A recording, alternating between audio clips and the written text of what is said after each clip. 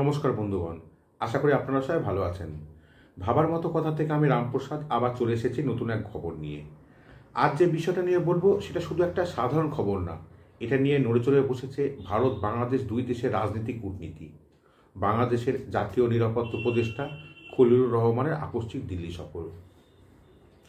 সবার মনে একটাই প্রশ্ন, খলিলুর রহমানকে হঠাৎ দিল্লি আসতে হলো কেন? কি এমন কথা বলতে চাইলেন? আর অজিত দোভাল তাকে কি বললেন? সবটাই আজ গল্পের মতো খুলে বলবো। তা প্রথমে প্রশ্ন, খলিলুর রহমান দিল্লি এলেন কেন? যদিও ভারত বাংলাদেশ দুই দেশ থেকে সরকারিভাবে বলা হচ্ছে খলিলুর রহমান কলম্বো সিকিউরিটি কনক্লেভের বৈঠকে অংশ নিতে এসেছেন, কিন্তু কি এমন ঘটল যে নির্ধারিত দিনের আগে তাকে ছুটে আসতে হলো? সরকারিভাবে যেটা বলা হচ্ছে সেটা স্রেফ একটা বাহানা। যে কারণে তিনি দিল্লি এলেন সেটা এর চেয়ে অনেক বড়, অনেক জরুরি বিষয়। কারণটা কি জানেন? ভারতের জাতীয় নিরাপত্তা উপদেষ্টা অজিত দোভালের সঙ্গে মুখোমুখি হওয়া, তার সাথে বৈঠকে বসা, এটাই ছিল আসল উদ্দেশ্য। কিন্তু কিসের এত তাড়াহুড়ো? বিশ্বাস করুন, খলিলুর রহমানের এমন তাড়াহুড়ো ছিল যে একদিন আগে প্লেনে উঠে দিল্লিতে পৌঁছে গেলেন। আপনাদের কি মনে হয় এটা কোনো সাধারণ আন্তর্জাতিক বৈঠকের জন্য? না, বোঝাই যায় খুব গুরুত্বপূর্ণ, খুব চাপের আলোচনা অপেক্ষা করছিল তার সামনে। আর খলিলুর সিরিয়াস মানে ইউনূস সরকার সিরিয়াস, বিএনপি জামাতের বড় নেতারা সিরিয়াস, আর তার সাথে বাংলাদেশের পুরো পাওয়ার সার্কেল টেনশনে। এবার আপনারা নিশ্চয় ভাবছেন বৈঠকে কি হলো। দেখুন, এই বিষয়ে সরকারিভাবে দুই দেশই চুপ, কিন্তু খবর তো চুপ করে থাকে না। যেসব খবর বেরোচ্ছে তার ভিত্তিতে পুরো ঘটনাটা বলছি। ভারতের পক্ষ থেকে মেনলি তিনটি বিষয় অজিত দোভাল সরাসরি খলিলুরের মুখের উপর বলেন। প্রথমত, পাকিস্তানের সঙ্গে বাংলাদেশের অতিরিক্ত প্রেম কিভাবে ভারতের মাথা ব্যথার কারণ হয়ে উঠেছে সে ব্যাপারটি খলিলুরকে ভালোভাবে বুঝিয়ে দিয়েছেন অজিত দোভাল।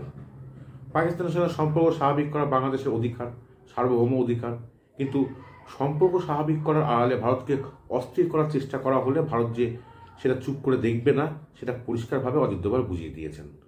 দ্বিতীয়ত, ইউনূস সরকারের মদতে বাংলাদেশ যেভাবে আজকে জঙ্গিদের সর্বরাজ্য হয়ে উঠছে সেটা ভারতের শান্তি ও সুস্থিতির পক্ষে রীতিমতো বিপজ্জনক, সেটা খলিলুর রহমানকে স্পষ্ট বুঝিয়ে দেওয়া। ভারতের কাছে এই প্রমাণ আছে যে আইএসআই বাংলাদেশে 50টার মতো জঙ্গি ঘাঁটি চালাচ্ছে, আর বাংলাদেশ সরকার সেগুলোকে মদত দিচ্ছে।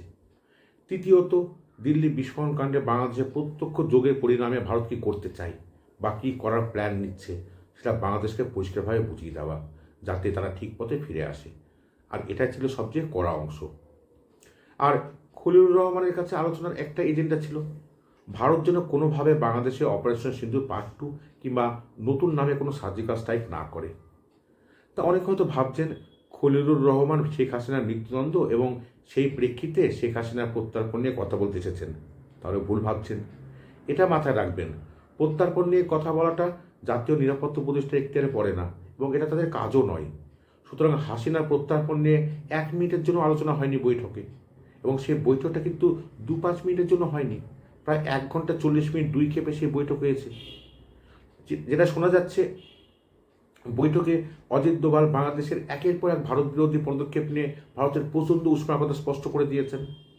একাধিকবার 7 সিস্টার্স নিয়ে প্রধান উপদেষ্টার বিতর্কিত মন্তব্য, প্রাক্তন সেনাকর্তা ফজলুর রহমানের চীনকে নিয়ে ভারত আক্রমণের প্রস্তাব, এরকম একের পর এক প্রসঙ্গ অজিত দোভাল তুলেছেন।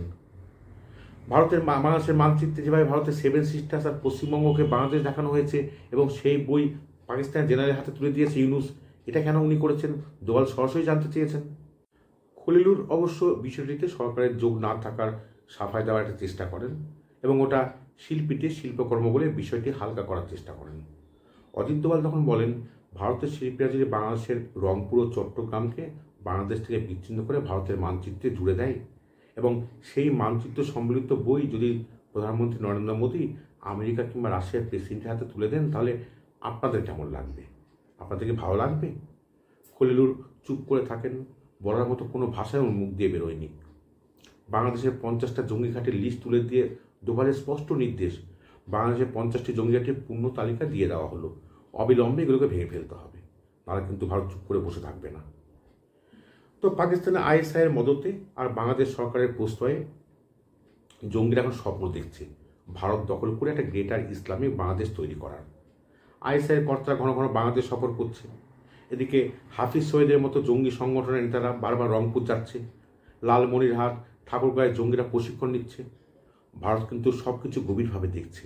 তবু এবার দেখার পালা শেষ করে ভারত যেবার কাজে নামার প্ল্যান করছে, ভারতের পক্ষ থেকে অজিত দোভাল স্পষ্ট করে দিয়েছে, বাংলাদেশের মাটি থেকে ভারত বিরোধী কাজকর্ম করে ভারতকে অস্থির করার চেষ্টা হলে অনিচ্ছা সত্ত্বেও সামরিক অভিযানে নামতে বাধ্য হবে ভারত।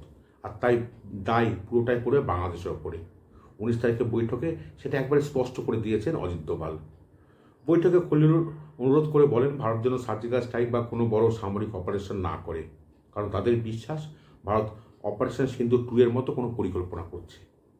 অজিত দোভাল খুব স্পষ্ট করে বলেন আগামী 15 থেকে 20 দিনের মধ্যে বাংলাদেশকে ব্যবস্থা নিতে হবে, আর 15 থেকে 20 দিনের মধ্যে যদি বাংলাদেশ থেকে কোনো জবাব না পাওয়া যায় তাহলে সামরিক অভিযানে নামতে বাধ্য হবে ভারত। আর সেই অভিযানটা সার্জিক্যাল স্ট্রাইকের চেয়ে কিছুটা বেশি ভয়ঙ্কর হবে, এটা অনেকে মনে করছেন। তা কেমন হতে পারে সেই অভিযান? অনেকে বলছেন প্রথমে জঙ্গি ঘাঁটি গুড়িয়ে দিতে সার্জিক্যাল স্ট্রাইক, আর এই সুযোগে বাংলাদেশের পুরো রংপুর ডিভিশনটাকে ভারতে যুক্ত করে চিকেন নেকটাকে চিরদিনের মতো চওড়া করে নেওয়া। ইনু সাহেব কি বলেছেন? উনি বলেছেন 7 সিস্টার্স হচ্ছে ল্যান্ডলক, আর তিনি হচ্ছেন বাংলাদেশ হচ্ছে সমুদ্র গার্জিয়ান অব দ্য ওশান। দেখুন, ত্রিপুরা থেকে সোজা সমুদ্র যাওয়ার দূরত্ব মোটামুটি 24-25 কিলোমিটারের মতো। ফেনী ব্রিজ দিয়ে নিয়ে নিতে পারলে 7 সিস্টার্স সরাসরি সমুদ্রের সঙ্গে যুক্ত হয়ে যাবে, আর চট্টগ্রাম চলে যাবে বাংলাদেশ থেকে। আর তখন বাংলাদেশ 3 দিক থেকে নয় 4 দিক থেকে ঘেরাবন্দি হয়ে ভারতের কাছে পড়ে থাকবে। বাংলাদেশের হাতে মাত্র 15 থেকে 20টা দিন সময়। খলিলুর ঢাকায় গিয়ে ইউনিসকে সব ব্রিফ করবেন, তারপর বাংলাদেশকে ঠিক করতে হবে তারা দেশটাকে অখণ্ড রাখতে চায় নাকি বেশ কয়েকটা ভাগে ভাগ করতে চায়। ভারতের দেওয়া টাইম বোমটা টিক করছে। তা এটাই ছিল খলিলুর আর ডোভাল বৈঠকের পুরো গল্প। পরিস্থিতি কোন দিকে যাবে আগামী 2 সপ্তাহে সব পরিষ্কার হয়ে যাবে। এখন দেখার বিষয় বাংলাদেশ বাঁচতে চায় না মরতে চায়।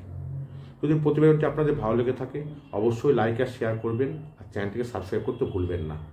দেখা হবে পরের ভিডিওয়। ভালো থাকবেন, সুস্থ থাকবেন।